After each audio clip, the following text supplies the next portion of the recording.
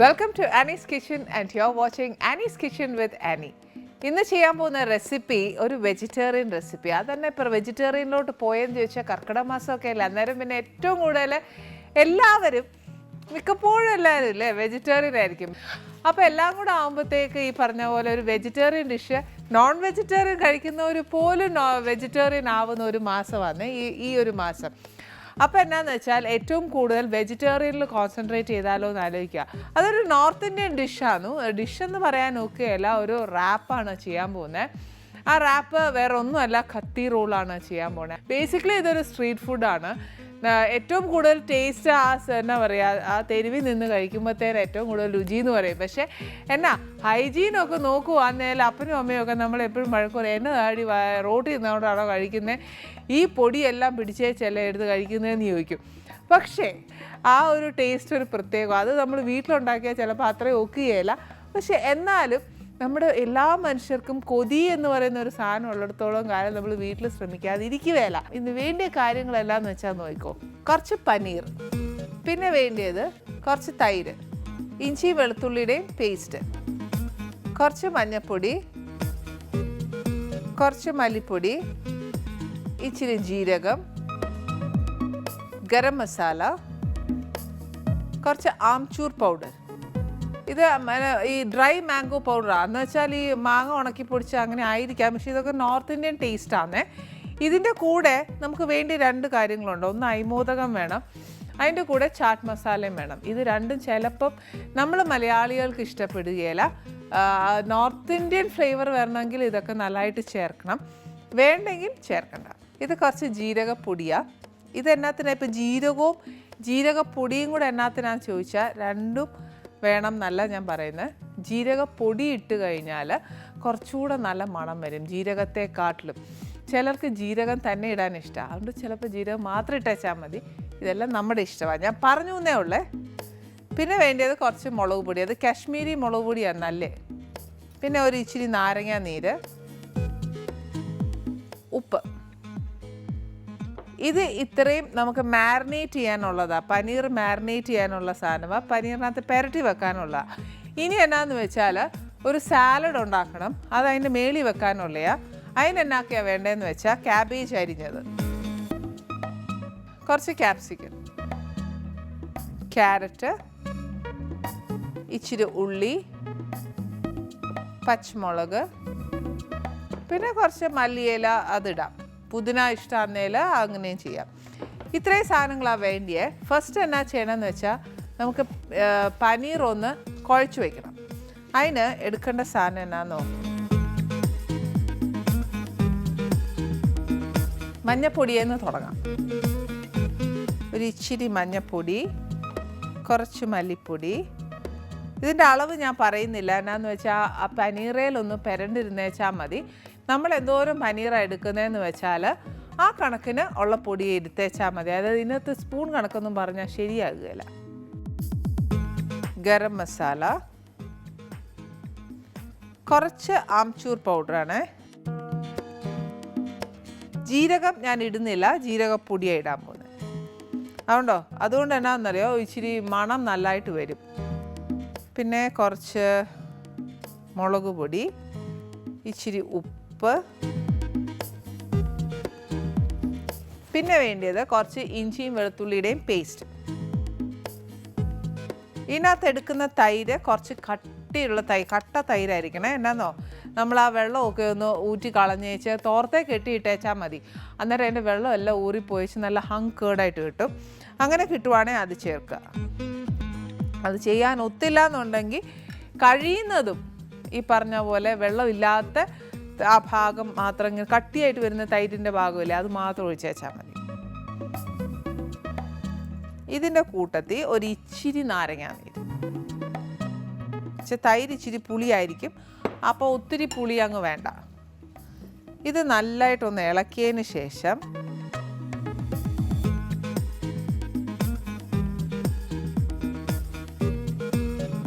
നമ്മൾ ഇതിനകത്തുണ്ടല്ലോ ഇച്ചിരി അയ്മോദകവും ഒക്കെ ഇടുവാന്നേൽ, ചാട്ട് മസാലയും കൂടി ഇടുവാന്നേൽ കുറച്ചുകൂടെ നല്ലൊരു മണവും, നമ്മൾ വറക്കുമ്പോഴത്തേക്കൊക്കെ നല്ലൊരു മണം കിട്ടും.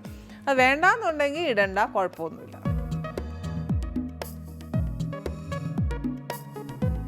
പനീർ ഒന്നെങ്കിൽ ഇങ്ങനെ ക്യൂബായിട്ട് മുറിച്ച് വെച്ചാൽ മതി, അല്ലെന്നുണ്ടെങ്കിൽ നീളത്തിൽ മുറിക്കാം, എങ്ങനെ ആയാലും.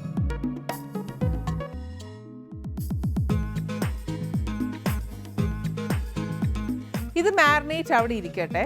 നെക്സ്റ്റ് നമുക്ക് ആ സാലഡും കൂടെ പ്രിപ്പയർ ചെയ്യാം.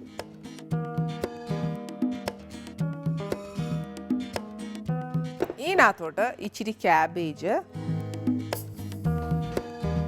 കുറച്ച് ക്യാപ്സിക്കം, ഇച്ചിരി ക്യാരറ്റ്, ഇച്ചിരി ഉള്ളി, ഒരു ഇച്ചിരി പച്ചമുളക്, മല്ലിയില, ഇച്ചിരി നാരങ്ങാ നീരും ഉപ്പും.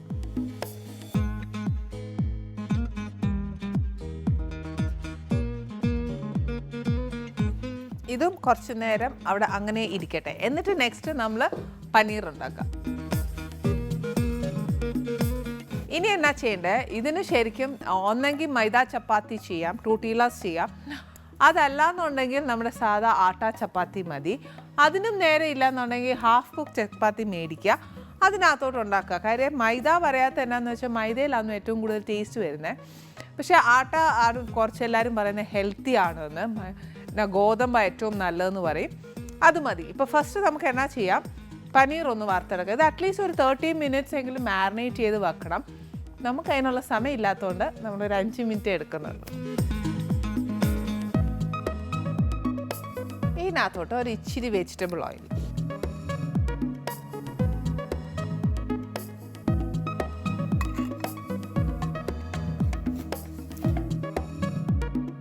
നമ്മുടെ എണ്ണ ചൂടായി. ആ ഒരു സമയം കൊണ്ട് ഒരു ഇച്ചിരി ചപ്പാത്തി ഉണ്ടാക്കി വെച്ചു. എന്നാന്ന് വെച്ചാൽ ഇനി സമയം പോകാൻ നമുക്ക് നേരമില്ല, അതുകൊണ്ടാണേ. ഇതിനകത്തോട്ട് ഈ മാരിനേറ്റ് ചെയ്ത് വെച്ചേക്കുന്ന പനീർ,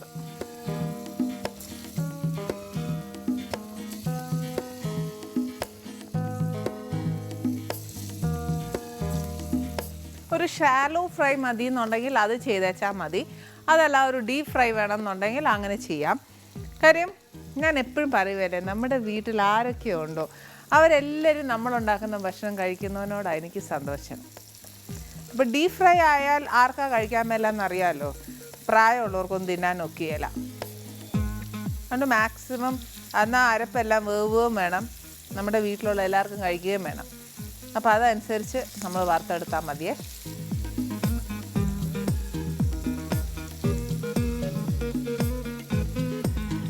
ഇതിവിടെ ഒരു ഷാലോ ഫ്രൈ ആവുന്ന സമയത്ത് നമുക്ക് ഇപ്പോഴത്തെ ചപ്പാത്തി ഉണ്ടാക്കാം. ഇനി ഇതെന്നാണെന്നറിയോ, ഈ എണ്ണയെ കിടന്ന് മുരിയുന്നത് മാത്രം മതി. അതായത് ചുരുക്കം പറഞ്ഞാൽ ഞാൻ തീ അങ്ങോട്ട് ഓഫ് ചെയ്യാൻ പോവാം. എന്നാൽ നമ്മുടെ ആ അരപ്പ് മുഴുവൻ 4 സൈഡുണ്ട് പനീറിൻ്റെ, അതെല്ലാം മുരിയേം വേണം. പനീറിനൊന്നും ആ ഒരു അരപ്പിൻ്റെ ഒരു പച്ചച്ചോവ വരാൻ പാടില്ല. ഇനി നമുക്ക് തീ അങ്ങോട്ടും ഞാൻ ഓഫ് ചെയ്യാൻ പോവാം. കാര്യം എന്നാന്ന് വെച്ചാൽ അരപ്പ് ഓൾമോസ്റ്റ് എല്ലായിടും വശവും അങ്ങ് മുരിഞ്ഞു കഴിഞ്ഞ്. ഇനി നമ്മുടെ ചപ്പാത്തി ഇതിനകത്ത് ചുട്ടെടുക്കണം. അത് ഇച്ചിരി നെയ്യെ ചുടുവാന്നേൽ കുറച്ചുകൂടെ നല്ല ടേസ്റ്റാണ്. അതല്ല സാധാ ആണെങ്കിൽ അങ്ങനെ സാധാ എണ്ണ തൂത്ത് ചുടുവാന്നേൽ അങ്ങനെ, അതല്ല ഡ്രൈ ആയിട്ട് ചെയ്യുകയാണെങ്കിൽ അങ്ങനെ ചെയ്യാം. പക്ഷേ ഇതിനകത്ത് കുറച്ച് ഓയിലി ഉള്ളതാണല്ലേ, അതുകൊണ്ട് തന്നെ ഞാനിപ്പോൾ ചെയ്യാൻ പോകുന്നത് കുറച്ച് വെജിറ്റബിൾ ഓയിലിൽ ഉണ്ടാക്കാൻ പോവാം.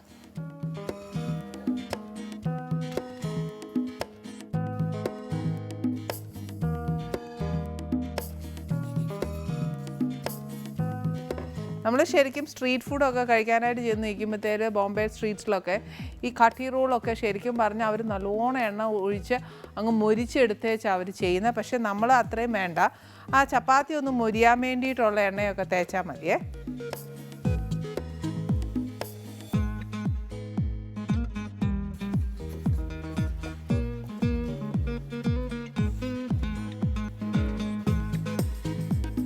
ക്രിസ്പി ചപ്പാത്തി ഇഷ്ടമുള്ളവർക്ക് ക്രിസ്പി ആക്കി എടുക്കാം, അതെല്ലാം സോഫ്റ്റ് ആകുന്നതിൽ അങ്ങനെ.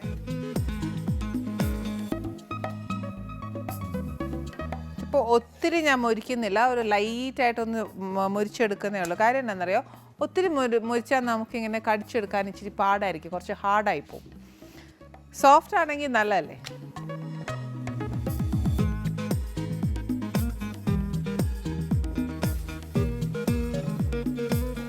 ചപ്പാത്തി മൊരിയട്ടെ. ആ സമയം ഞാൻ പറഞ്ഞുതരാം ഇത് എങ്ങനെയാണ് അത് റോൾ ചെയ്യേണ്ടതെന്ന് പറഞ്ഞുതരാം. ഫസ്റ്റ് ഒന്നെങ്കിൽ നമ്മൾ ഇതിനകത്ത് പുതിന ചട്നി തേക്കുക. ഈ കംപ്ലീറ്റ് ചപ്പാത്തിയിൽ പുതിന ചട്നി ചേച്ച് നമുക്ക് ലെയർ ചെയ്യാം. അങ്ങനെ കഴിക്കാൻ ഇഷ്ടമല്ല എന്നുണ്ടെങ്കിൽ ഒരു കാര്യം ചെയ്താൽ മതി, ഇതെല്ലാം നമ്മൾ ആക്കിയതിന് ശേഷം ചമ്മന്തിയിൽ മുക്കി കഴിച്ചാൽ മതി. അതുകൊണ്ട് ഞാനിപ്പോൾ എന്നാ ചെയ്യുന്നത്, ഇപ്പോൾ പുതിന ചമ്മന്തി തേക്കുന്നില്ല, കാര്യം വെച്ചാൽ എല്ലാവർക്കും അത് ഇഷ്ടപ്പെടുകയില്ല. അപ്പോൾ ഫസ്റ്റ് ഞാനിത് ചുമ്മാ ഒന്നുമില്ല, ഇനി ഈ പനീറും ഈ സാലഡും ഉണ്ടാക്കി വെച്ചേക്കുന്നതും കൂടെ ഒന്ന് ലെയർ ചെയ്താൽ മാത്രം മതി. അപ്പോൾ ഫസ്റ്റ് എന്നാ ചെയ്യാൻ പോകുന്നത്, കുറച്ച് പനീർ വെക്കാൻ പോവാം.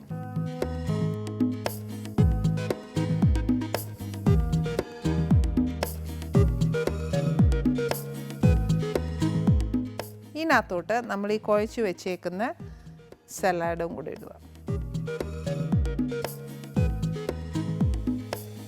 അന്നേച്ച് ഇതൊന്ന് റോൾ ചെയ്യണം. റോൾ ചെയ്യുന്ന ഫസ്റ്റ് നമ്മൾ താഴ്ഭാഗം ഒന്ന് മടക്കുക, നെക്സ്റ്റ് 2 സൈഡ് ഇങ്ങനെ നമ്മുടെ റോളാക്കിയതിന് ശേഷം ഫോയിൽ പേപ്പർ അല്ലെന്നുണ്ടെങ്കിൽ ബട്ടർ പേപ്പർ ഏതാന്ന് വെച്ചാൽ നമ്മുടെ കയ്യിലുള്ളത് ഏതാന്ന് വെച്ചാൽ അതിനകത്ത് റാപ്പ് ചെയ്തെടുക്കണം. ഇതിനി റാപ്പ് ചെയ്തെടുത്ത് എല്ലാം ചെയ്ത് വരുമ്പോൾ ഒരു മിനിമം 10 മിനിറ്റെങ്കിലും വേണ്ടേ. എല്ലാവരും നമ്മുടെ എന്നാ പറയുക, നമ്മുടെ കാട്ടി റോൾ ഇവിടെ റെഡിയാണ്. ഇത് ചൂടോടെ കഴിക്കുന്നതാണ് ഏറ്റവും നല്ല ടേസ്റ്റ്.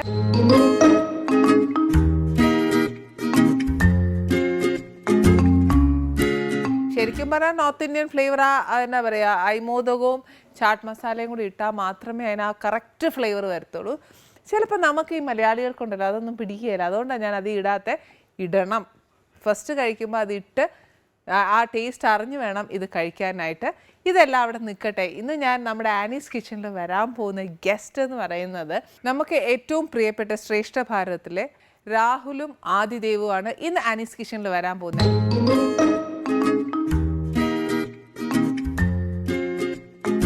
എന്നോടോ ഒന്നും മിണ്ടാനില്ലേ? ഭയങ്കര ആധ്യാത്മികമായിട്ടുള്ള കുട്ടികൾ അധികം സംസാരിക്കില്ലെന്ന് തോന്നുന്നു. നമുക്കെന്നാ ഇരുന്ന് വർത്താനം പറയാം. ഇന്ന് വാ.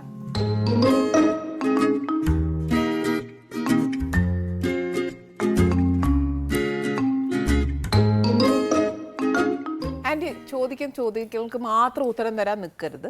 പക്ഷെ ഒരു കാര്യം ഞാൻ ചോദിക്കാം, തുടങ്ങുന്നതിന് മുന്നേ ആൻറ്റി എന്നാ പറയണ്ടേ? അമ്മേ നാരായണ എന്നാണോ, നമശിവായ എന്നാണോ, എന്താ പറയാ? ആരാ ഉള്ളിലുള്ള ഇഷ്ട ദേവത ആരാ? എല്ലാവരും ഒന്ന് തന്നെയാണല്ലോ. അത് സത്യം. അത് ഒന്നിലേക്ക് വന്ന് ഗണപതി. ഓക്കെ, മോനോ? എല്ലാ ദൈവങ്ങളും പരബ്രഹ്മ ചൈതന്യത്തിന്റെ വ്യത്യസ്തങ്ങളായ ഭാവങ്ങളാണല്ലോ. പരബ്രഹ്മം എന്ന് പറയുമ്പോൾ എല്ലാ ഈ ചൈതന്യം അല്ലെങ്കിൽ ഈ പ്രപഞ്ചം മുഴുവൻ സൃഷ്ടിക്കപ്പെട്ടിരിക്കുന്നത് പരബ്രഹ്മത്താലാണ്. പരബ്രഹ്മത്താൽ തന്നെയാണ് ഇത് സംരക്ഷിക്കപ്പെടുന്നതും, പരബ്രഹ്മത്താൽ തന്നെയാണ് ഇത്.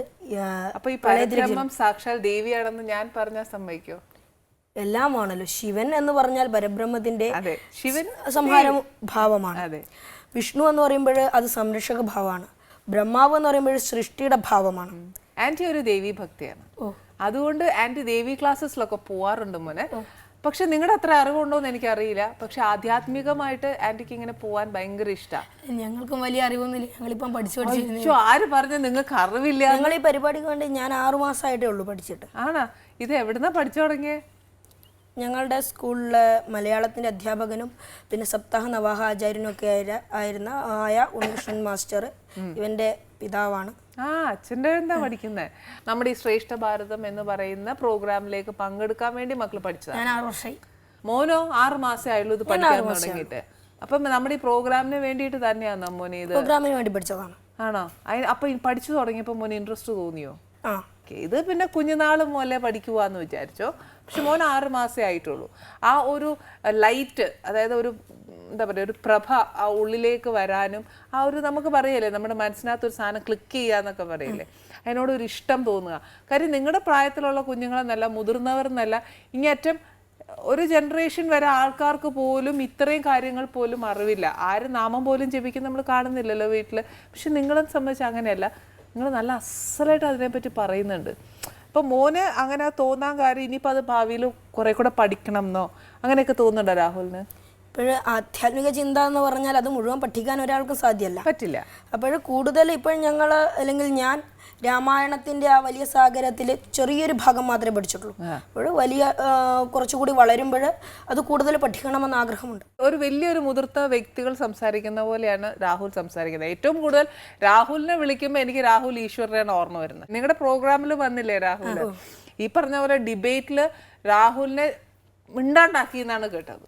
അങ്ങനെയില്ല, അത് ഞങ്ങള് ഓരോ സ്കൂളും പോസിറ്റീവും നെഗറ്റീവും വാദിക്കണം. അപ്പോഴ് ശൂർപ്പണഖയായിരുന്നു ആദ്യത്തെ വിഷയം. അപ്പോൾ അത് ശൂർപ്പണഖയോട് ശ്രീരാമചന്ദ്രനും ലക്ഷ്മണനും ചെയ്ത തെറ്റ് എന്ന തരത്തിൽ വാദിക്കേണ്ടി വന്നിരുന്നു. അത് ആ പരിപാടിക്ക് വേണ്ടി വാദിച്ചതാണ്. അപ്പോൾ രാഹുൽ ഈശ്വർ സാറ് ഞങ്ങളെ കുറച്ചുകൂടി ഞങ്ങൾക്ക് ആ വിഷയത്തെക്കുറിച്ച് കൂടുതൽ പറയാൻ അവസരം ഒരുക്കുകയായിരുന്നു ചെയ്തത്. അപ്പോൾ സാറ് ഞങ്ങൾക്ക് പോയിന്റ് തരുന്ന തരത്തിൽ ഒരുപാട് നല്ല തരത്തിലൊരു പ്രോത്സാഹനം തന്നു. അപ്പോൾ അത് ജനങ്ങൾ ഏറ്റെടുത്തു. അതായത് പോയിന്റ് നിങ്ങൾക്ക് കിട്ടാൻ വേണ്ടിയിട്ട് രണ്ട് ടീമിനെയും പ്രോത്സാഹിപ്പിച്ചിരുന്നു. അതെ. അപ്പൊ ഇനി മോനി പറഞ്ഞ പോലെ ആധ്യാത്മികം ഒരിക്കലും ഇന്ന സ്ഥലത്ത് നിന്ന് ഫുൾ സ്റ്റോപ്പ് ഇടാൻ പറ്റില്ല എന്ന് പറഞ്ഞു. പോകെ പോകെ ഇത് പഠിക്കാൻ താല്പര്യമുണ്ടോ? ഉണ്ട്. മിക്ക കുട്ടികളും എന്താ പറ്റുന്നതെന്ന് അറിയാവോ? കുറച്ച് കഴിയുമ്പോഴത്തേന് ഇതങ്ങ് മടുത്തിട്ട് പറയുമ്പോൾ എനിക്ക് ഇതങ്ങ് മേല എന്നും പറഞ്ഞ് കളഞ്ഞു പോവും. അച്ഛൻ കൂടെ ഉള്ളതുകൊണ്ട് പിന്നെ തൻ്റെ കാര്യത്തിൽ എനിക്ക് ഉറപ്പാ. രാഹുൽ അങ്ങനെ പറ്റുന്ന കാലം വരെ എന്തായാലും പഠിക്കണമെന്ന് ആഗ്രഹമുണ്ട്. ഉറപ്പായിട്ട് അത് പകുതി വഴി കളയുവേലല്ലോ? ഇല്ല, ഒരിക്കലില്ല. നല്ലൊരു കാര്യം. അത് കാര്യം എന്നാന്ന് വെച്ചാൽ എനിക്ക് ഈ കുഞ്ഞുങ്ങളൊക്കെ ഇപ്പോഴത്തെ പിള്ളേരുണ്ട്, ആൻറ്റിയുടെ മക്കളെ ഉൾപ്പെടെ പറയാം, എന്നത്തിന് ബാക്കി കുട്ടികളെ കുറ്റം പറയുന്നത്.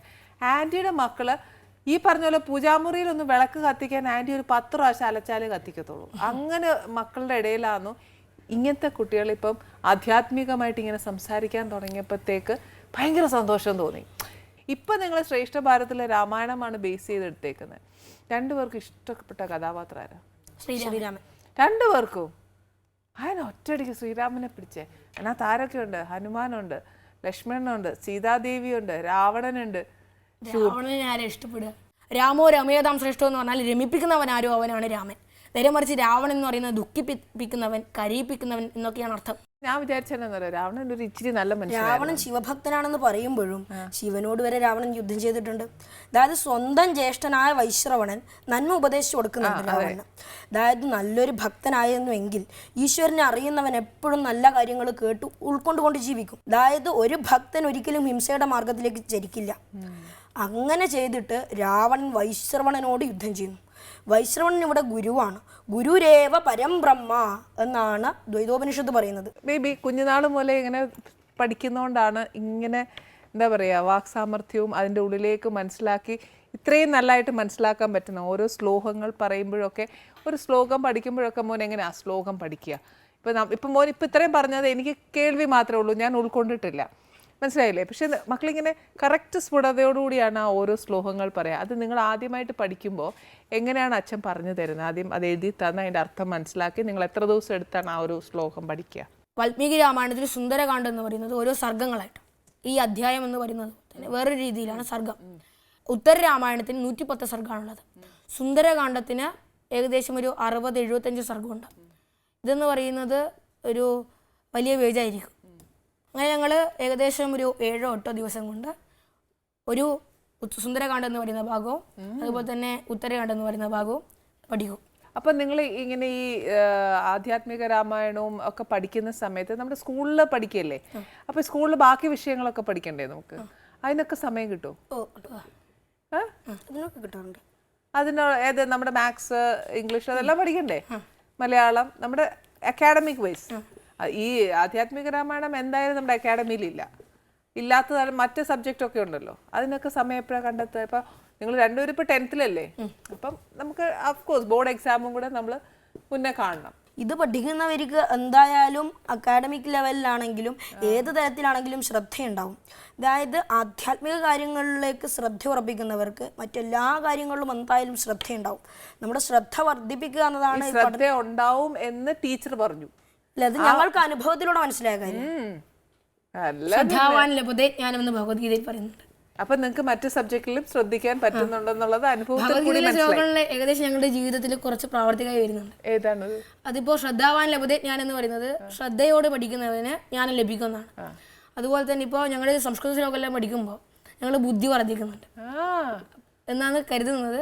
അമ്മയൊക്കെ എങ്ങനെയാണ് പറയുന്നത്? അപ്പൊ നമുക്ക് വേഗം നമുക്ക് ആർജിക്കാൻ കഴിയുന്നതാണ് അഭിപ്രായം പറയുന്നത്. ഞാൻ പഠിച്ചാൽ എനിക്ക് ബുദ്ധി വെക്കോ? ഏകാഗ്രത കിട്ടുമെന്ന് പറയുന്നത് ഭക്തിയോടെ പഠിക്കുന്ന എല്ലാവർക്കും അതിന്റെ ഫലം എന്തായാലും ലഭിക്കും. കണ്ടോ, അവിടെ ഇല്ല ഇവിടെ ഇല്ലാതെ തൊട്ട് വിട്ടു. അതാണ് കറക്റ്റ്. ആരെന്ത് ശ്രദ്ധയോടെ പഠിച്ചാലും കിട്ടൂല്ലേ. അപ്പൊ ഞാൻ പഠിക്കട്ടെ ഇനി ശ്ലോകങ്ങളൊക്കെ. എനിക്ക് ഭയങ്കര ഇഷ്ടമാണ് ഇതോടെ ആധ്യാത്മികമായിട്ടൊക്കെ കേൾക്കാനൊക്കെ. ഈ മനഃശാസ്ത്രജ്ഞന്മാരൊക്കെ പറയുന്നതാണ്. അതായത് ഒരു കാര്യത്തിൽ നമ്മൾ ചിന്ത കൊടുക്കുമ്പോൾ അതിൽ തന്നെ ആയിരിക്കുമല്ലോ ഞങ്ങളുടെ ചിന്ത. ആ സമയത്ത് ബുദ്ധി വർദ്ധിക്കും എന്ന് പറയുന്നുണ്ട്. അതുകൊണ്ടുകൂടിയാണ് ഞങ്ങൾ മാതാപിതാക്കൾ ഇത് പഠിക്കാൻ വിടുന്നത്. ഇപ്പൊ സ്കൂളിലൊക്കെ ഭയങ്കര സെലിബ്രിറ്റി ആയോ ഈ ശ്രേഷ്ഠ ഭാരതം ഒക്കെ കഴിഞ്ഞ പോലെ തന്നെ? ഓ പിന്നെ ചുമ്മാ പറയല്ലേ. നിങ്ങൾ 10 പേരെല്ലാരും TV കാണുമല്ലേ, അന്നേരം ഒന്നുമില്ല ഓട്ടോഗ്രാഫ് ചോദിക്കുവോ എന്നേലും ഒക്കെ ചോദിക്കുമല്ലേ? അത് പുറത്തുനിന്ന് പ്രഭാഷണത്തിനൊക്കെ പോകുമ്പോൾ പിന്നെ സ്കൂളിലെ ടീച്ചേഴ്സിൻ്റെ ഒക്കെ ഭാഗത്ത് നിന്ന് നല്ല സപ്പോർട്ടൊക്കെ ഉണ്ട്. പക്ഷേ അത് നമ്മൾ പഠിക്കുമ്പോൾ അതിൻ്റെതായ ഇതുണ്ടാവുമല്ലോ. അതായത് സാധാരണ കുട്ടികളെ പോലെയാണ് ക്ലാസ് മുറികളിൽ. അവിടെ വലിയ മാറ്റങ്ങളൊന്നുമില്ല. ഇപ്പോഴും പ്രഭാഷണത്തിന് പോകുമ്പോൾ മറ്റ് പരിപാടികൾക്ക് പോകുമ്പോൾ ആളുകളൊക്കെ നല്ല തരത്തിൽ സ്വീകരിക്കുന്നുണ്ട്. ഈ പ്രഭാഷണത്തിന് പോവുക എന്ന് പറയുമ്പോൾ അതിൻ്റെ ഉള്ളിൽ ഇപ്പം അച്ഛനൊക്കെ പോകുമ്പോൾ ഒരു ഇതിനെ കുറിച്ചാണല്ലോ സംസാരിക്കുക നമ്മൾ. ഇപ്പം ദേവിയെക്കുറിച്ചാണെങ്കിൽ ദേവിയെക്കുറിച്ച്, ഭഗവാനെ കുറിച്ചാണെങ്കിൽ അങ്ങനെ. ഇപ്പം നിങ്ങൾ ഈ പ്രഭാഷണത്തിൽ പോകുമ്പോൾ എന്തായിരിക്കും ബേസ് ടോപ്പിക് നിങ്ങളുടെ? രാമായണത്തിനെ കുറിച്ചാണ് പറയാറ്. രാമായണത്തെ പറയും. ഓക്കെ. മെയിൻലി പ്രഭാഷണം രാമായണം ബേസ് ചെയ്തിട്ടാണ് പറയാ രണ്ടുപേരും. അപ്പൊ വേറെ എന്തെങ്കിലും ടോപ്പിക്കിനെ കുറിച്ച് പഠിക്കാൻ താല്പര്യമുണ്ടോ? അതായത് ഇപ്പൊ ഭഗവാനെ കുറിച്ചോ ദേവിയെ കുറിച്ചോ ഒക്കെ, ദേവി മഹാത്മ്യം ഇതൊക്കെ ഇല്ലേ? അപ്പൊ ഇപ്പൊ നിങ്ങൾ രാമായണം ബേസ് ചെയ്തിരിക്കുന്നു. അപ്പൊ അത് കഴിഞ്ഞിട്ട് നെക്സ്റ്റ് മെല്ലെ മെല്ലെ പഠിച്ചു വരുന്നു. രാമായണേ തീർന്നിട്ടില്ല, ഇനിയുണ്ട് ഇഷ്ടമാതിരി പഠിക്കാൻ അല്ലേ? അപ്പൊ ഇനി ഒരു സംശയം കൂടെ, ആൻറ്റി കേട്ട ഒരു കഥ ചോദിക്കാണേ. നമ്മുടെ ഹനുമാൻ സ്വാമി ഇല്ലേ, ഹനുമാൻ സ്വാമിയുടെ ഭക്തിയാണ് ഏറ്റവും വലിയ ഭക്തി.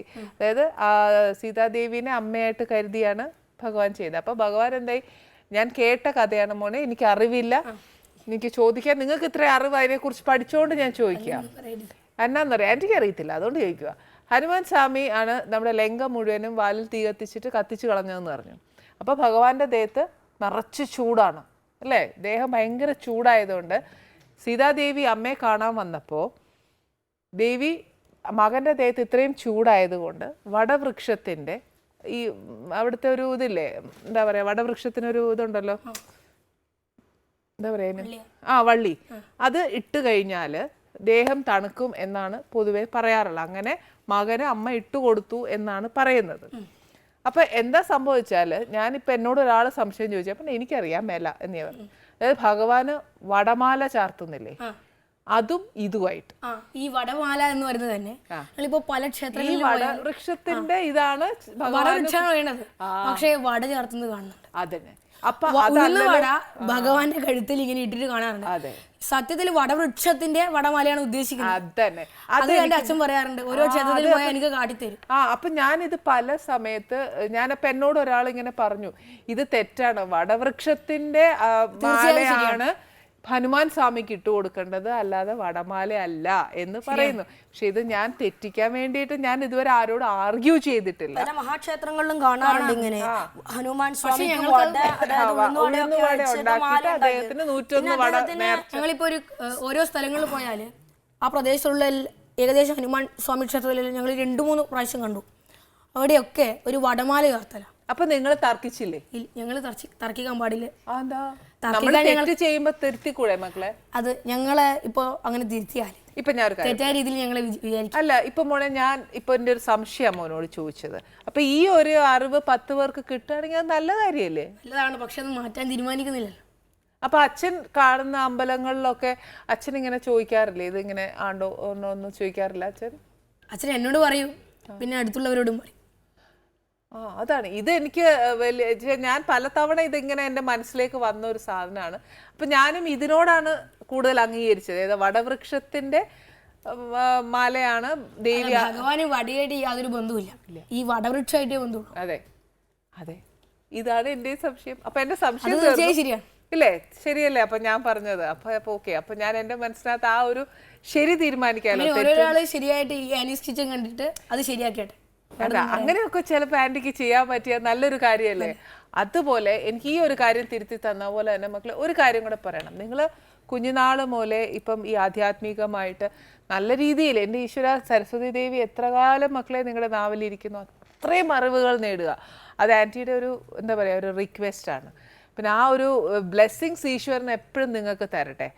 പക്ഷേ ഇപ്പോഴത്തെ നമ്മുടെ ജനറേഷനെ അല്ല, നേരത്തെ ആൻറ്റിയുടെ മക്കളെ തന്നെ കുറ്റം പറഞ്ഞു.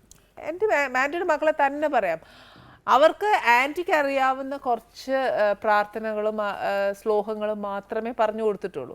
പക്ഷെ നമ്മുടെ ഇപ്പോഴത്തെ ജനറേഷനിൽ, ഇപ്പോഴത്തെ എന്നല്ല, ആൻറ്റിയുടെ ജനറേഷനായാലും നിങ്ങളുടെ ജനറേഷനായാലും വരാൻ പോകുന്ന ജനറേഷനായാലും കഴിഞ്ഞ ജനറേഷനായാലും ഒരു യൂണിറ്റി ഇല്ലായ്മ. എന്താ ചെയ്യേണ്ടത്? അമ്പലത്തിൽ പോകുന്നു, പ്രാർത്ഥിക്കുന്നു, തിരിച്ചു വരും. ഇത് എളുപ്പത്തിൽ പറഞ്ഞാല് ശരീരത്തിന്റെ പോഷണത്തിന് വേണ്ടിയിട്ടാണ് നാം ഭക്ഷണം കഴിക്കുന്നത്.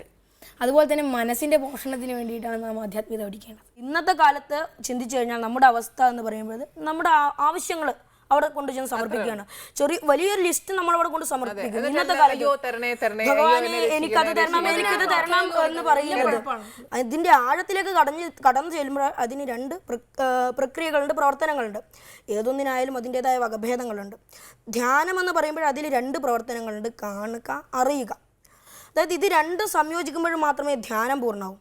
ഉദാഹരണമായി ഞാനൊരു പുസ്തകം കാണിക്കുകയാണ്, അത് അതിൻ്റെ ചട്ടയൊക്കെ മൂടിക്കെട്ടി എന്നിട്ട് ചോദിക്കുകയാണ്, പുസ്തകം തുറക്കാതെ ചോദിക്കുകയാണ്, മാമിനോട് ചോദിക്കുകയാണ് ഇതിൻ്റെ ഉള്ളടക്കം എനിക്ക് പറഞ്ഞു തരുമെന്ന്. പക്ഷേ പുസ്തകത്തിലെ വാക്കുകൾ, അക്ഷരങ്ങൾ കാണാതെ നമുക്കത് പറയാൻ പറ്റില്ലല്ലോ. അതുകൊണ്ടാണ് ധ്യാനം എന്ന് പറയുന്നത് പൂർണ്ണമാകണമെങ്കിൽ അത് ഭഗവാൻ അറിയാനാണ്. ഇതിന് ഭഗവത് സ്വരൂപം കാണണം, എന്നിട്ട് അറിയാൻ പറ്റൂ. അതുകൊണ്ടാണ് നാഗേന്ദ്രഹാരായ ത്രിലോചനായ ഭസ്മാകരാകായ മഹേശ്വരായ നിത്യായ ശുദ്ധായ ദിഗംബരായ തസ്മൈ നഗാരായ നമഃശിവായ എന്ന് പറയും. അതായത് നാഗത്തെ ഹാരമായി ധരിച്ചവന് നമസ്കാരം, ഭസ്മം അംഗരാഗമായി ധരിച്ചവന് നമസ്കാരം.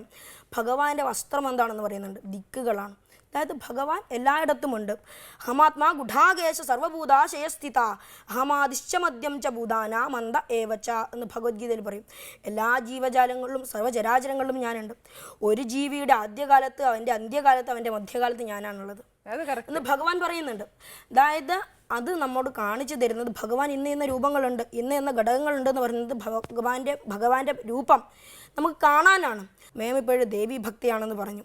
ദേവിയുടെ നിറം നാം ചുവപ്പാണ്. അതാദ്യം മനസ്സിൽ കണ്ടാൽ മാത്രമേ ഇതെന്താണ് പറയുന്നത് എന്ന് മനസ്സിലാക്കാൻ പറ്റൂ. അതായത് ചുവപ്പ് എന്ന് പറയുന്നത് സാധാരണ മഞ്ഞയും വെള്ളയും ചേർത്താണ് നമ്മൾ ഉണ്ടാക്കുക. ഇതിൽ വെള്ള എന്ന് പറയുന്നത് ശിവനാണ്, മഞ്ഞ പൃഥ്വിയാണ്. ശിവൻ മുതൽ പൃഥ്വി വരെയുള്ള 36 തത്വങ്ങളാണ് ശൈവരുടെ ചിന്ത പ്രകാരമുള്ള 36 തത്വങ്ങളാണ് ഇവിടെ സൂചിപ്പിക്കുന്നത്. നേരെ മറിച്ച് ദേവിയുടെ നിറം മറ്റെന്തെങ്കിലുമാണ് നാം മനസ്സിൽ കാണുന്നതെങ്കിലോ അതറിയാൻ പറ്റുമോ? അതായത് ഇത് അറിയുക എന്നതാണ് നമ്മുടെ ഏറ്റവും പ്രധാന ലക്ഷ്യം. പ്രാർത്ഥന എന്ന് പറയുന്നത് നമ്മുടെ സംസ്കാരത്തിൽ സത്യത്തിൽ ഇല്ല, ഇതേ സംസ്കാരത്തിൽ നിന്ന് വന്നതാണ്. അപ്പോൾ ഭഗവാനോട് നാം യാചിക്കേണ്ട ആവശ്യമില്ല. നേരെ മറിച്ച് നല്ല കർമ്മത്തിൻ്റെ ഫലം അത് സഞ്ചയിച്ച് വയ്ക്കുകയാണ് വേണ്ടത്. അതാണ് അതിൽ സഞ്ചയിക്കുന്നത് എന്തോ അതാണ് സഞ്ചി. ഇപ്പം ഈ കുട്ടികളുടെ വർത്തമാനത്തിൽ തന്നെ നമുക്ക് ഒരുപാട് കാര്യങ്ങൾ മനസ്സിലാവും. കാര്യം എന്ന് വെച്ചാൽ മക്കള് ഒരുപാട് ആധ്യാത്മികമായിട്ടാണ് ഉള്ളിലേക്ക് കയറിയാണ് സംസാരിക്കുന്നത്, അല്ലാതെ ഒരു നോർമൽ ഭാഷയിലല്ല കുഞ്ഞുങ്ങൾ പറയുന്നത്. പക്ഷെ എന്നാലും നമ്മൾ മുതിർന്നവർക്ക് കുറേ കാര്യങ്ങൾ ഈ കുഞ്ഞു മനസ്സിൽ നാവിൽ നിന്ന് വരുന്ന വലിയ വലിയ വാക്കുകൾ നമുക്ക് മനസ്സിലാക്കാൻ പറ്റുന്നുണ്ട്. കുഞ്ഞുങ്ങൾക്ക് ഒരു ടോപ്പിക് ഇട്ട് കൊടുത്താൽ മതി. ഞാനും വേണമെങ്കിൽ ഈ കുട്ടികളുടെ ക്ലാസ്സിലെ ഒരു ശിഷ്യയായി മാറുമെന്ന് തന്നെ എനിക്ക് സംശയമുണ്ട്. കാര്യം ഇത്രയും നല്ല വർത്തമാനമല്ലേ കേൾക്കുന്നത്. ഇതിൽ നിന്നും നമുക്ക് ഒരുപാട് തിരുത്തുകൾ വരാൻ പറ്റിയാൽ അത്രയും നല്ലത്. പക്ഷേ കുട്ടികളെങ്ങനെ വർത്തമാനം പറിച്ചുകൊണ്ടിരിക്കാൻ ഒക്കത്തില്ലല്ലോ. ഞാൻ ഉണ്ടാക്കിയ ഭക്ഷണം കൂടെ കൊടുക്കണ്ടേ. നിങ്ങൾക്ക് എന്തൊക്കെയാണ് ഇഷ്ടം ഭക്ഷണം? വെജിറ്റേറിയൻ ആണെന്നറിയാം. പിന്നെ പനീറൊക്കെ കഴിക്കുമോ കുഞ്ഞുങ്ങൾ? എല്ലാം കഴിക്കുമല്ലോ. അപ്പോൾ നമുക്കിത് ആൻറ്റി ഉണ്ടാക്കിയൊന്ന് കഴിച്ച് നോക്കാം അല്ലേ?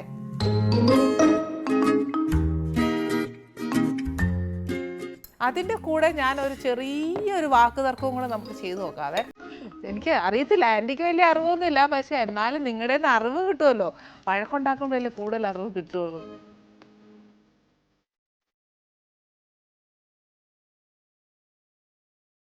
ആദ്യം കഴിച്ചു നോക്കും, കഴിച്ചിട്ട് നമുക്ക് അടുത്ത വാക്ക് തർക്കത്തിലേക്ക്. അതല്ലേ അതല്ലേ?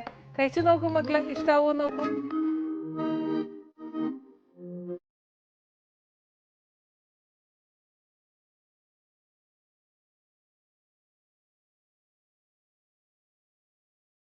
വീട്ടിൽ അമ്മയോട് ചെന്നിട്ട് പറയുന്ന ഭക്ഷണം ഏതാ ഏറ്റവും?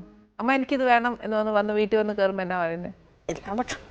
എല്ലാ ഭക്ഷണം കഴിക്കും. എന്നാലും ഒരു പായസത്തോട് ഇഷ്ടം ഉണ്ടാവും, ചിലപ്പോൾ മാമ്പഴ പുളിശ്ശേരിയോട് ഇഷ്ടം ഉണ്ടാവും. എന്നേലും ഒരു ഇഷ്ടം കാണത്തില്ലേടോ? അല്ലതോ മസാല ദോശ ഇഷ്ടാ? കണ്ടോ തനിക്ക് അതിനകത്തിനോടാണ് ഇഷ്ടം? കുറച്ചൊരു ഇഷ്ടമുള്ളത് പഴംപൊരിയോടാ. എന്നെ പോലെയാ കൊച്ച്. ആൻറ്റിക്കും ഇഷ്ടാട്ടോ പഴംപൊരി, ഭയങ്കര ഇഷ്ടമാണ്. തനിക്ക് ഇഷ്ടമല്ലേ?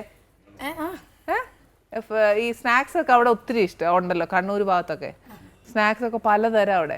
അങ്ങനത്തെ ഒക്കെ ഒന്നും കഴിക്കാറില്ല? ആണോ? അമ്മ വീട്ടിലെന്താ ഉണ്ടാക്കുന്നത്? അമ്മ പഴംപൊരിയാ? പഴംപൊരി വീട്ടിലമ്മ ഉണ്ടാക്കോ പഴംപൊരി?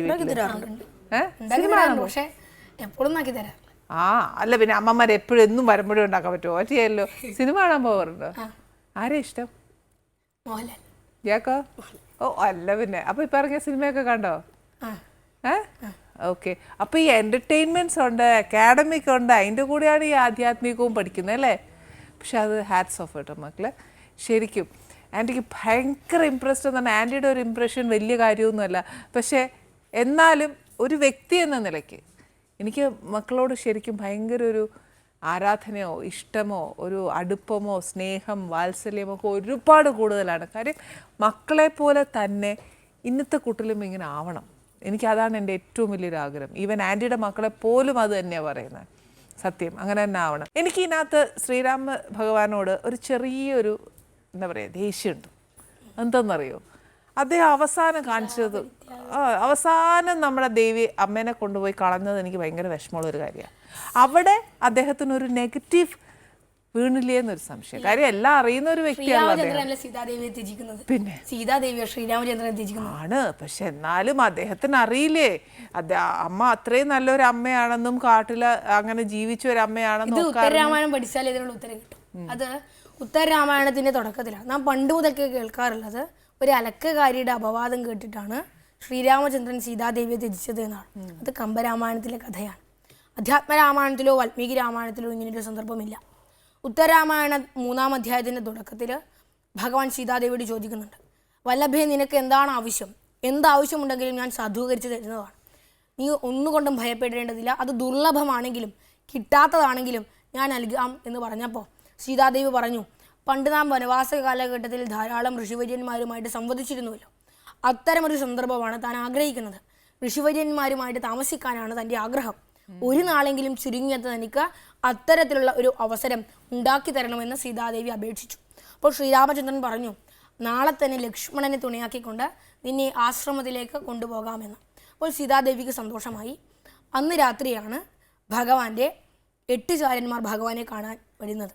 ഭദ്രൻ, കാലകൻ, മധുദത്തൻ, പിംഗലൻ, സുരാജി, മാഗധൻ മുതലായവരാണ് ഭഗവാന്റെ ആ 8 ചാരന്മാരിൽ പെടുന്നത്. ഭഗവാൻ പറഞ്ഞു, തന്നെക്കുറിച്ച് അങ്ങനെ അങ്ങ് പുകഴ്ത്തേണ്ട. തന്നെ ഇകഴ്ത്തി പറയുന്നവരുടെ കാര്യവും തൻ്റെ മോശമായ കാര്യങ്ങളും തെറ്റെന്തെങ്കിലും ചെയ്തിട്ടുണ്ടെങ്കിൽ ആ കാര്യങ്ങളും പറയണമെന്ന് പറഞ്ഞപ്പോൾ ഭദ്രൻ എന്ന ചാരൻ പറഞ്ഞു, അങ്ങ് സേതു നിർമ്മിച്ചതും രാക്ഷസന്മാരെ നശിപ്പിച്ചതും രാവണനെ വധിച്ചതും ഒക്കെ നല്ല കാര്യം തന്നെ. പക്ഷേ സീതാദേവിയെ സ്വീകരിച്ചതിൽ നാട്ടുകാർക്ക് വല്ലായ്മയുണ്ട് എന്ന്. അതായത് സപിതാവ് എന്നാണ് അറിയപ്പെടുക ഒരു രാജാവ്. അതായത് നല്ല പിതാവായിരിക്കണം. പ്രജകളെ തൻ്റെ മക്കളെപ്പോലെ നോക്കുന്നവനാണ് യഥാർത്ഥ ഭരണാധികാരി. അങ്ങനെയെങ്കിൽ ആ ഭരണാധികാരി ചിന്തിക്കേണ്ടത് പ്രജകൾക്ക് നല്ല ക്ഷേമം വരാനാണ്. കാരണം രാജാവ് അത്രയ്ക്ക് ത്യാഗ മനോബുദ്ധിയോടുകൂടി വർദ്ധിക്കേണ്ടവനാണ് എന്ന് ഭഗവാൻ പറയുന്നുണ്ട്. അത് അക്ഷരാർത്ഥത്തിൽ ഭഗവാൻ അനുസരിക്കുന്നുമുണ്ട്. ഇതൊക്കെ ചിന്തിച്ചാൽ മനസ്സിലാകും, ആർക്കായാലും ഭൂമിയിൽ അവതാരമെടുത്താൽ സുഖവും ഉണ്ടാകും ദുഃഖവും ഉണ്ടാകും. അത് തീർച്ചയാണ്. ഇനി ഇതേ മനുഷ്യന്മാർക്ക് തന്നെ മരണവുമുണ്ട്. ജാതസ്യ ഹിതുർവോ മൃത്യു ധ്രുവം ജന്മമൃതസ്യത മൃതസ്യജ തസ്മാത് അപരിഹാര്യാർത്ഥേ നത്വം ശോചനം അർഹസി എന്ന് ഭഗവത്ഗീതയിലും പറയുന്നുണ്ട്. ജനിച്ചാൽ മരണമുണ്ട്, ദുഃഖിക്കേണ്ടതില്ല എന്ന്. അപ്പോൾ ഇതൊക്കെ വെച്ച് നോക്കുമ്പോൾ സീതാദേവിക്ക് അവിടെ സീതാദേവിയെ ഇകഴ്ത്തി പറയേണ്ടി വന്നത് അത് ധാർമ്മികമായി ചിന്തിച്ചാൽ അത് നല്ലതിന് വേണ്ടി തന്നെയാണ്. ഇനി ശ്രീരാമചന്ദ്രൻ സീതാദേവി അഗ്നിയിലേക്ക് പ്രവേശിപ്പിച്ചു എന്ന് പറഞ്ഞാൽ വാക്കുകളാകുന്ന അഗ്നിയിലേക്കാണ് സീതാദേവിയെ പ്രവേശിപ്പിച്ചത്. തുറവൂർ വിശ്വംഭരൻ മാഷ് തന്നെ പറയും, അദ്ദേഹമാണ് ഇത് പറഞ്ഞിട്ടുള്ളത്. രാവിലെ മഹാഭാരത പര്യടനം ഭാരതദർശനം എന്ന രീതിയിൽ അദ്ദേഹം തന്നെ പറയുന്നുണ്ട്. തുറവൂർ വിശ്വംഭരൻ സാറ് അമൃത TV തന്നെ രാവിലെ 7:30 പരിപാടിയാണ്. ഞാൻ അച്ഛൻ 8 വർഷമായി ഇത് കാണുന്നു. അങ്ങനെയുള്ള ആ പരിപാടി കാണുമ്പോൾ അദ്ദേഹം ഒരു അവസരത്തിൽ ഇത് പറഞ്ഞിട്ടുണ്ട്. അതായത് അവിടെ ബ്രഹ്മദേവൻ, വായു, അഗ്നി മുതലായവർ എല്ലാവരുമുണ്ട്. ഭഗവാൻ സീതാദേവിയെ ഇപ്രകാരം ഒരു സംശയത്തിൻ്റെ മുന്നിൽ വെച്ചാൽ അവർക്കറിയാം എന്താണ് വാസ്തവമെന്ന്. അവർ പറയും സീതാദേവി പരിശുദ്ധയാണ് എന്ന്. അപ്പോൾ സീതാദേവിയെ ശ്രീരാമചന്ദ്രൻ പ്രവേശിപ്പിച്ചത് വാക്കുകളാകുന്ന അഗ്നിയിലേക്കാണ് എന്ന് നാം കാണുന്നുണ്ട്. അപ്പൊ ഇനി ഞാൻ അത് പഠിച്ചു. മേൻ തന്നെ പറഞ്ഞു സീതാദേവിയെ പരിത്യജിച്ചു. സത്യം പറഞ്ഞാൽ സീതാദേവിയും ശ്രീരാമചന്ദ്രനും വേർപെടുന്നില്ല. കാരണം ബ്രഹ്മദേവൻ തന്നെ വന്ന് പറയുന്നുണ്ട്, നിങ്ങൾക്ക് സ്വർഗത്തിൽ വെച്ച് സീതാദേവി രസാതലത്തിലേക്ക് പോകും, തൻ്റെ നാഗലോകത്തേക്ക് പോവുകയാണ് തൻ്റെ അമ്മയോടൊപ്പം നാഗങ്ങൾ വഹിക്കുന്ന സിംഹാസനത്തിലിരുന്ന്. പക്ഷേ ബ്രഹ്മദേവൻ പറയുന്നുണ്ട്, നിങ്ങൾക്ക് സ്വർഗത്തിൽ വെച്ച് സമാഗമമുണ്ട്, നിങ്ങൾ എവിടെയും വേർപിരിയുന്നില്ല എന്ന്. സീത എന്ന വാക്കിൻ്റെ അർത്ഥം തന്നെ വിഷ്ണുവിനോട് ചേർന്നോളെന്നാണ്. അതായത് സീത എന്ന വാക്കിൽ 3 വർണ്ണങ്ങളുണ്ട്: സകാരം, തകാരം, ഈകാരം എന്നിവ. അതായത് വിഷ്ണു പ്രപഞ്ച ബീജം ച മായ ഈകാര ഉച്യത്തെ. സകാര സത്യമമൃതം പ്രാപ്തി സോമശ്ച കീർത്തത്തെ. തകാര സ്ഥാര ലക്ഷ്മ്യാജ വൈരാജ പ്രസ്തര സ്മൃത എന്ന് ശീതോപനിഷത്തിൽ പറയും. അതിൻ്റെ അകത്ത് പറയുന്നത് ഈകാരം എന്ന് പറയുന്നത് വിഷ്ണുമായയാണ്, വിഷ്ണുവിൻ്റെ മായയാണ് ഉദ്ദേശിക്കുന്നത്. സാകാരം എന്ന് പറയുന്നത് സത്യമാണ്, അമൃതമാണ്, ചന്ദ്രനാണ്. ഇനിയാണ് തകാരത്തെക്കുറിച്ച് പറയുന്നത്, അത് ലക്ഷ്മിയാണ്. എപ്പോഴും ഐശ്വര്യം ഭഗവാന്റെ കൂടെയാണ് ഉണ്ടാവുക. അപ്പോൾ ഭഗവാനിൽ നിന്ന് ഒരിക്കലും സീതാദേവി വേർപിരിയുന്നില്ല. പിന്നെ കാനനത്തിൽ കൊണ്ട് ചെന്നാക്കുന്നു എന്ന് പറയുമ്പോൾ അവിടെയും ഭഗവാനുണ്ട്. കാരണം സർവ്വചരാചരങ്ങളും ഭഗവാനുണ്ട് എന്ന് പറഞ്ഞു.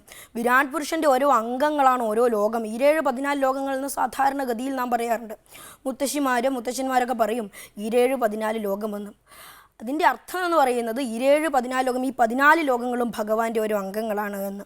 അത് കബന്ധസ്തുതിയിൽ നമുക്ക് കാണാം. ഇത് തന്നെ നാരായണീയത്തിൽ പറയും: ഏവം ചതുർദശ ജഗന്മയതാം ഗതസ്യ പാതാളമീശത്തവ പാദതലം വദന്തി പാദോർധ്വദേശമപി ദേവരസാതലം തേ ഗുൽപദ്വയം ഗലു മഹാതലം അദ്ഭുതാത്മൻ ജംഗേ തലാതലമധോ സുതലം ജാനു കിഞ്ചോരുഭാഗയുഗളം വിതലാതലേ ദ്വേ ക്ഷോണീതലം ജംഗനം അംബരമംഗനാഭിർവക്ഷശ്ച ചക്രനിലയസ്തവ ചക്രപാണി എന്ന് പറയും.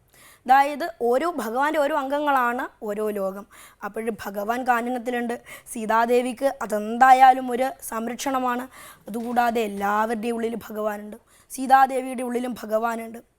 അഹം ബ്രഹ്മാസ്മി എന്ന് ബൃഹദാരണ്യകോപനിഷത്തിൽ പറയാൻ കാരണവും ജീവാത്മാവും പരമാത്മാവും തമ്മിൽ നേരത്തെ പറഞ്ഞ ഇതേ ബന്ധം കൊണ്ട് തന്നെയാണ്. ശബരിമലയിൽ എഴുതി വെച്ചിട്ട് കാണാം തത്വമസി എന്ന്, ചാന്തോക്യോപനിഷത്തിലെ മഹാവാക്യാണത്. അതിൻ്റെ അർത്ഥം ജീവാത്മാവും പരമാത്മാവും തമ്മിലുള്ള ഇതേ ബന്ധമാണ്. മഹാഭാരത യുദ്ധത്തിൽ അർജുനൻ്റെ രഥം സാക്ഷാൽ ഭഗവാൻ ശ്രീകൃഷ്ണൻ നയിച്ചുവെന്ന് നാം കൊച്ചുകുട്ടിയൊക്കെ പറഞ്ഞു കൊടുക്കാറുണ്ട്. പക്ഷെ അതിൻ്റെ അർത്ഥം എന്താണ്? ജീവാത്മാവാകുന്ന അർജുനൻ്റെ മനസ്സെന്ന രഥം ഭഗവാൻ നയിക്കുന്നു. നമ്മുടെയൊക്കെ മനസ്സിനെ നയിക്കുന്നത് ഭഗവാനാണ്. അവിടെ ഒരു തെറ്റായ ചിന്ത ഉണ്ടാവില്ല, ഒരു തെറ്റായ പ്രശ്നം ഉണ്ടാവില്ല.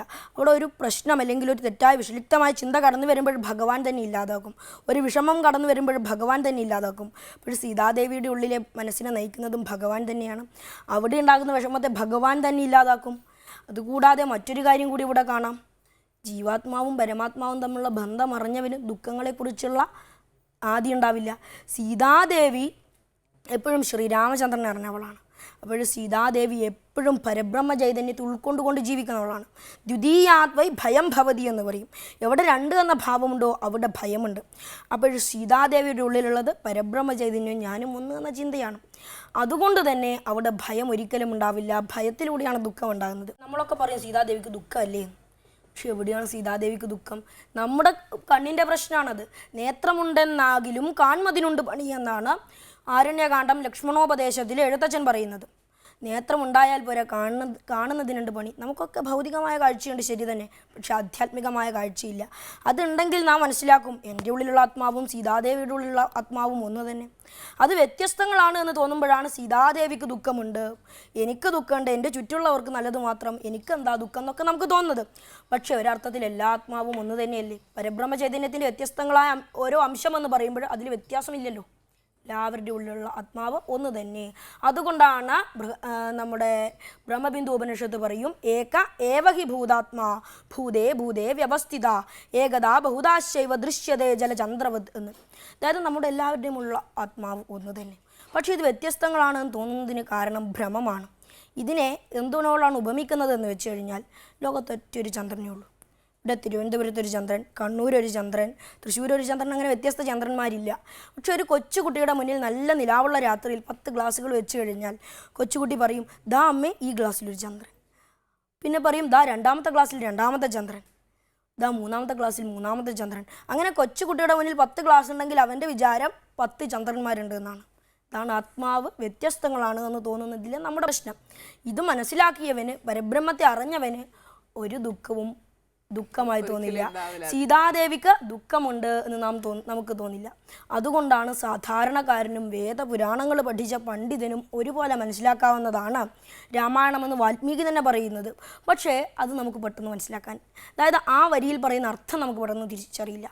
കാരണം ഇതൊരു അനുഗ്രഹത്തിലൂടെ വാൽമീകി മുനിക്ക് ബ്രഹ്മദേവൻ നൽകുന്ന വരത്തിലൂടെയാണ് നമ്മോട് പറയുന്നത്. യാവത് രാമസ്യ ജഗതാതുത്കൃത പ്രചരിഷ്യതി താവത് ഊർധ്വമതമശ്ച ത്വം മല്ലോകേഷു നിവത്സ്യസി എന്നാണ് പറയുന്നത്. അതായത് ഞാൻ സൃഷ്ടിച്ച ഊർധ്വവും അധമവുമായ ലോകങ്ങളിലെല്ലാം അങ്ങ് വസിക്കും എത്ര നാൾ വരെ എന്ന് പറയുമ്പോൾ അത് രാമായണം നിലനിൽക്കുന്നിടത്തോളം എന്നാണ് പറയുന്നത്. ഇതിനൊറ്റൊരർത്ഥമേ ഉള്ളൂ. വാൽമീകി മുനി എന്ന് പറയുന്നത് ഇവിടെ രാമായണത്തിൽ നിന്നുണ്ടാകുന്ന അറിവാണ്. ഊർധ്വവും അധമവും എന്ന് പറയുമ്പോൾ ഊർധ്വം എന്ന വാക്കിന് നാം ഉയർന്നത് എന്ന അർത്ഥമെടുക്കുമ്പോഴും മറ്റൊരു തരത്തിൽ അതിനെ വ്യാഖ്യാനിക്കണം. വേദങ്ങൾ പഠിച്ച പുരാണങ്ങൾ പഠിച്ച പണ്ഡിതൻ്റെ മനസ്സ് എപ്പോഴും ഭഗവാനിൽ ചിന്തിച്ചുകൊണ്ടായിരിക്കും. അവന് ലൗകിക സുഖങ്ങളോ ലൗകിക ദുഃഖങ്ങളോ ഇല്ല, ലൗകികമായ പ്രശ്നങ്ങളില്ല. അപ്പോഴവൻ്റെ മനസ്സ് എപ്പോഴും ഉയർന്നതായിരിക്കും. അതാണ് ഊർധ്വം എന്ന വാക്കുകൊണ്ട് സൂചിപ്പിക്കുന്നത്. അധമം എന്ന് സൂചിപ്പിക്കുന്നത് നമ്മളെപ്പോലെ ഒക്കെ തന്നെ കുടുംബകാര്യങ്ങളിൽ ശ്രദ്ധിച്ച് ജീവിതത്തിൽ പല പ്രശ്നങ്ങളായിട്ട് നടക്കുന്ന പാമരൻ്റെ മനസ്സാണ്. അതെപ്പോഴും താഴ്ന്നിട്ടാണ് ഉണ്ടാവുക. അതുകൊണ്ടാണ് ഊർധ്വം അധമം എന്ന വാക്കിലൂടെ അർത്ഥമാക്കുന്നത്. രണ്ട് ലോകങ്ങളിലും വാൽമീകി ഉണ്ടാവുമെന്ന് പറഞ്ഞാൽ രാമായണത്തിൽ നിന്നുണ്ടാകുന്ന അറിവ്, രാമായണ പാരായണത്തിൽ നിന്നുണ്ടാകുന്ന അറിവ് വേദപുരാണങ്ങൾ പഠിച്ച പണ്ഡിതൻ്റെ മനസ്സിലും അതോടൊപ്പം തന്നെ സാധാരണക്കാരൻ്റെ മനസ്സിലും ഒരുപോലെ നിൽക്കുന്നതാണ്. വേദങ്ങൾ പഠിച്ച പണ്ഡിതനും സാധാരണക്കാരനും പാമരനും ഒരുപോലെ നോക്കിക്കാണാവുന്ന, ഒരുപോലെ പഠിക്കാൻ കഴിയുന്ന വേദാന്തർഗതമായ തത്വങ്ങളാണ് ഇവിടെ കാണുന്നത്. അതായത് മുക്തികോപനിഷത്ത് എന്ന ഉപനിഷത്തിൽ പറയും, നമ്മളൊക്കെ സാധാരണ പറയാറുണ്ട് 108 ഉപനിഷത്തുണ്ട്. ആ ഉപനിഷത്ത് ഏതൊക്കെയാണ്, എങ്ങനെയാണത് പഠിക്കേണ്ടത്? ആദ്യം മാണ്ഡൂക്യോപനിഷത്ത് പഠിക്കണം. അതുകൊണ്ട് തൃപ്തി വരുന്നില്ലെങ്കിൽ ദശോപനിഷത്ത് പഠിക്കണം. എന്നിട്ട് 32 പഠിക്കണം. അതും കഴിഞ്ഞാൽ മാത്രമേ 108 പഠിക്കാവൂ എന്ന് ഹനുമാനോട് ഉപദേശിക്കുന്നുണ്ട്. അതിനൊക്കെ മുന്നോടിയായിട്ട് ശ്രീരാമചന്ദ്രൻ ഹനുമാനോട് പറയുന്നത് മുക്തികോപനിഷത്തിൽ ഇങ്ങനെയാണ് പറയുന്നത്: വേദാന്തേ സുപ്രതിഷ്ഠോഹം വേദാന്തം സമുപാശ്രയ എന്ന്. വേദാന്തത്തിലാണ് ഞാൻ പ്രതിഷ്ഠിതനായിട്ടുള്ളത്, അതുകൊണ്ട് വേദാന്തത്തെ നീ മുക്തിക്കായി ആശ്രയിക്കൂ എന്ന്. ഭഗവാൻ എന്ന് പറയുന്നത് ബ്രഹ്മതത്വമാണ്. നമ്മൾക്ക് തെറ്റായ തലത്തിൽ പലപ്പോഴും വ്യാഖ്യാനിക്കാറുണ്ട്, പക്ഷെ ഭഗവാൻ ബ്രഹ്മതത്വമാണ്. അതുകൊണ്ടാണ് കൃഷ്ണോപനിഷത്തിൽ പറയുന്നത്, കൃഷ്ണനെന്നും ബലരാമനെന്നും പറയുന്നത് വസുദേവരെന്ന വേദത്തിൽ ജനിച്ച ബ്രഹ്മതത്വങ്ങളാണ്. വേദത്തിൻ്റെ അറ്റത്തിലുണ്ടാകുന്ന ആ ബ്രഹ്മതത്വങ്ങളെയാണ് നാം കൃഷ്ണനെന്നും ബലരാമനെന്നും പറയുന്നത്. അപ്പോൾ ഭഗവാൻ വേദാന്തത്തിൽ പ്രതിഷ്ഠിതനാണ്. അതേ വേദാന്ത തത്വങ്ങളാണ് രാമായണത്തിൽ കാണുന്നത്. പക്ഷെ നേരത്തെ പറഞ്ഞതുപോലെ പാമരനും അതോടൊപ്പം തന്നെ പണ്ഡിതനും ഒരുപോലെ വ്യാഖ്യാനിക്കാം, ഒരുപോലെ പഠിക്കാം, ഒരുപോലെ മനസ്സിലാക്കാം. അതുകൊണ്ടാണ് രാമായണം കാലാതീതമായി നിലനിൽക്കുന്നത്.